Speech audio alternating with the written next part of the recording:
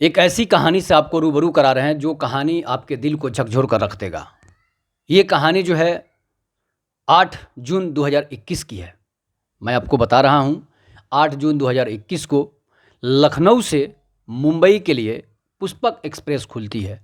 उस पुष्पक एक्सप्रेस में जो है हज़ारों यात्री बैठे हुए होते हैं और वो पुष्पक एक्सप्रेस रात को लखनऊ से चलना प्रारंभ करती है।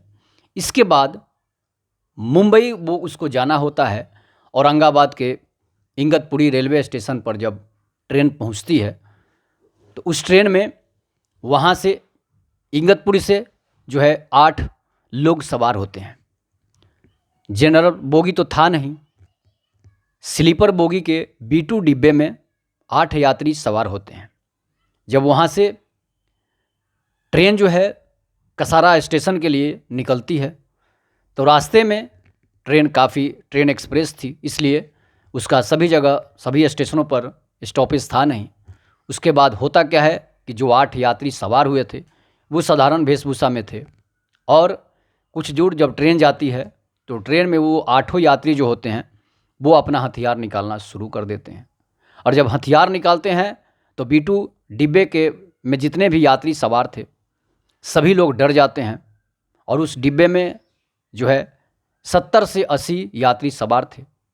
इसके बाद होता क्या है कि सभी यात्रियों के बदमाश जो हैं 8 बदमाश सभी यात्रियों से उनका मोबाइल फ़ोन, सोने की चैन, अंगूठी सभी जो है लूट लेते हैं।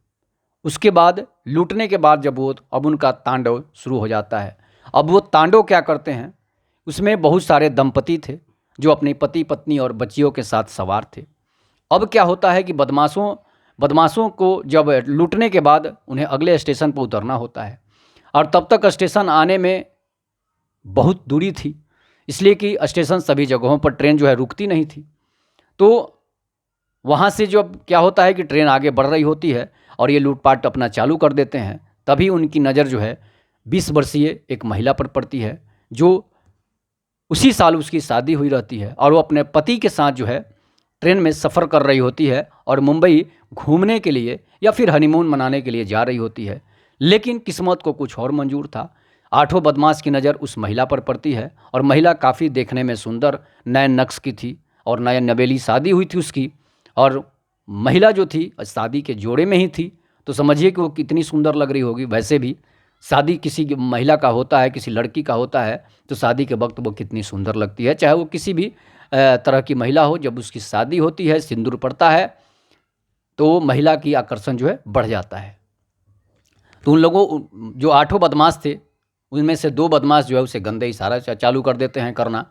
कोई उंगली से इशारा करता है तो कोई आंख मारता है उस पर। इसके बाद महिला तो पहले 2-4 मिनट 10 मिनट तक उन बदमाशों का प्रतिकार नहीं की और उनके इस गंदी हरकत को सहन करते रही, नज़रें नीचे करती रही। लेकिन धीरे धीरे बदमाश जब उसके सीट के पास आते हैं, 8 बदमाश उसके सीट के पास पहुंच जाते हैं और वो उसे छेड़खानी करना चालू कर देते हैं। उसके साथ छेड़खानी अब शुरू हो जाता है। इसके बाद उसका पति विरोध करता है और विरोध करने के बाद उसके पति की बदमाश पिटाई करने लगते हैं। वो हथियार से उसके सर पर, गर्दन पर वार करते हैं, पिस्टल से उसको मारने लगते हैं। बेचारा पति असहाय हो जाता है और बहुत सारे 70-80 जो लोग बोगी में बैठे हुए थे सभी लोग तमाशाबीन थे। कोई उसकी मदद को आगे नहीं आ रहा था, वो मदद की गुहार लगा रहा था।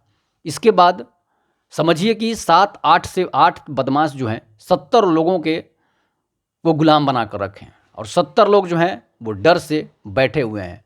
अरे मरना तो एक दिन सबको है, तो हम लड़ के नहीं मरेंगे, किसी को बचा के नहीं मरेंगे, मेरा इतिहास में नाम दर्ज हो जाएगा। लेकिन जितने लोग बोगी में बैठे हुए थे सभी लोग जो कायर थे, डरपोक थे, उनको जान प्यारी थी। अगर 70 लोग जहाँ हों वहाँ पर 8 लोग अगर आपको मार रहे हैं तो समझिए कि आप कितने कायर हैं, कितने निकम्मे हैं, आपका जीना जो है बेकार है। उस एक महिला के साथ अभद्रता हो रही है, एक महिला के साथ छेड़खानी हो रही है, फिर भी कोई नहीं बोल रहा है। इसके बाद 8 बदमाश जो हैं उसके पति को पीट कर अधमरा कर देते हैं और इसके बाद उसकी साड़ी और कपड़े को फाड़ देते हैं। साड़ी और कपड़े के फाड़ने के बाद भी महिला चीख रही होती है, फिर भी लोगों की आंखों में दया नहीं थी। जो 70-80 से लोग बैठे हुए थे बोगी में, सभी लोगों को अपने जान की फिक्र थी। उस महिला के वस्त्र को फाड़ दिया जाता है, उसे निर्वस्त्र कर दिया जाता है। फिर भी लोगों के दिल में दया जो है नहीं उमड़ती है, और वो आठों बदमाश जो है बारी बारी से उसी ट्रेन में, उसी बोगी में उस महिला का रेप करते हैं। समझ लीजिए कि कितना हृदय विदारक दृश्य हुआ होगा वहाँ पर, कि एक महिला जो 20 वर्षीय महिला है, उसके साथ 8 बदमाश उसको नंगा करके एक ट्रेन की बोगी में उसके साथ रेप कर रहे होते हैं। महिला दर्द से चीख रही है, चिल्ला रही है, यहाँ तक कि उसके कपड़े फाड़ दिए जाते हैं, उसके पार्ट्स ऑफ बॉडी जो है उसको फाड़ दिया जाता है। फिर भी लोगों के मुंह दिल में दया नहीं आ रही होती है। तो समझिए कि वह कैसे निकम्मे लोग थे जो इस तरह से महिला का बलात्कार किया जा रहा है। इस तरह से महिला को मात्र 8 लोग रेप कर रहे होते हैं और 70 लोग तमाशाबीन बैठकर हो रहे हैं। तो समझिए कि कौन सा हिंदुस्तान है, कौन सा भारत है कि जो आज़ादी के लिए देश को लड़कर कुछ ही चंद लोगों ने देश को आज़ाद करा दिया। जहाँ पर मैं आपको बता रहा हूँ कि जिस देश में 80 करोड़ से अधिक जनता थी और उस देश में 5 लाख अंग्रेज अगर शासन कर रहे थे, तो ये भारत के लोगों की कायरता थी। और आज़ाद कितने लोग कराए? मात्र 50 से 60, बहुत ज़्यादा होगा तो 10,000 से 20,000 लोग आज़ादी में भाग लिए होंगे।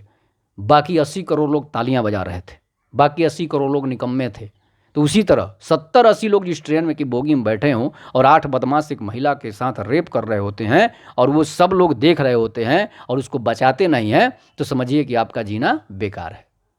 आप किस लिए जी रहे हैं? आप मरने के समान हैं। और उस महिला के साथ रेप होता है, बलात्कार होता है, महिला के अंग को भंग कर दिया जाता है रेप करते करते। इसके बाद बदमाश जो हैं कसारा रेलवे स्टेशन पर उतरने ही वाले थे, तब तक किसी यात्री ने जीआरपी को इशारा कर दिया। हालांकि सभी लोगों के मोबाइल जब्त कर लिए गए थे, कहीं किसी कोई फ़ोन भी नहीं कर सकता था। और जब जीआरपी को इशारा किया जाता है कि हम लोग खतरे में हैं, हम लोगों के साथ जो है यहाँ पर ऐसे रेप और बलात्कार ट्रेन की बोगी में हो रहा है, जीआरपी का जवान जो था, नौजवान था, वो समझ जाता है कि ज़रूर कुछ न कुछ इस ट्रेन की बोगी में गड़बड़ है। और वो दूसरे अपने जीआरपी थाने के दूसरे सिपाहियों को इशारा करता है, बुलाता है फ़ोन करके, और वो चारों बदमाश उतरने ही वाले थे उस बोगी से। तब तक जीआरपी की टीम जो है उसमें चढ़ जाती है बोगी में, और 4 बदमाश जो है कूद कर फरार हो जाते हैं। कसारा रेलवे स्टेशन के पास ऐसा होता है। और 4 जवान जो है 4 अपराधी जो है रेपिस्ट पकड़े जाते हैं। अच्छी खासी उनकी कुटाई होती है और महिला को सबसे पहले अस्पताल पहुंचाया जाता है, उसके पति को अस्पताल पहुंचाया जाता है। इसके बाद वहां से महिला को ट्रेन से उतारा जाता है और अस्पताल पहुंचने के बाद सभी 4 आरोपियों पर बाद में, हालांकि पुलिस अन्य 4 आरोपियों को भी गिरफ्तार कर लेती है। इसके बाद उस पर रेप की धारा चलती है, ट्रेन में लूटपाट की धारा चलती है, धारा 354, 354B, 376, 342, ऐसी आईपीसी की धाराएं उस पर लगाई जाती है। अब इंसाफ कैसे होगा? क्या वो 8 अपराधी छूट जाएंगे जो एक महिला के साथ, जो नई नवेली शादी होकर जा रही थी घूमने के लिए, उस महिला के साथ 8 लोग ट्रेन में बलात्कार कर रहे थे और ट्रेन चल रही थी? तो कैसे इंसाफ होगा? कैसे लोग घूमेंगे? कैसे कहाँ जाएंगे? ऐसे अपराधियों को सिर्फ और सिर्फ इनकाउंटर या फिर तो फांसी की सज़ा है, बाकी कोई सज़ा मंजूर नहीं है। तो इस तरह से अपराधों पर अंकुश लगनी चाहिए। ट्रेन की बोगियां सुरक्षित है कि नहीं, जीआरपी और आरपीएफ को इसमें देखना चाहिए। हर बोगी में कम से कम आधे घंटे पर जाना चाहिए, तभी जाकर लोग सुरक्षित रहेंगे, नहीं तो नहीं रह पाएंगे। ये आज हुई है, कल किसी और के साथ होगी। तो ऐसी घटनाओं पर आप क्या कहेंगे? इस पर प्रतिक्रिया जरूर दीजिएगा। तब तक के लिए नमस्कार। जय हिंद, जय भारत, जय श्री राम।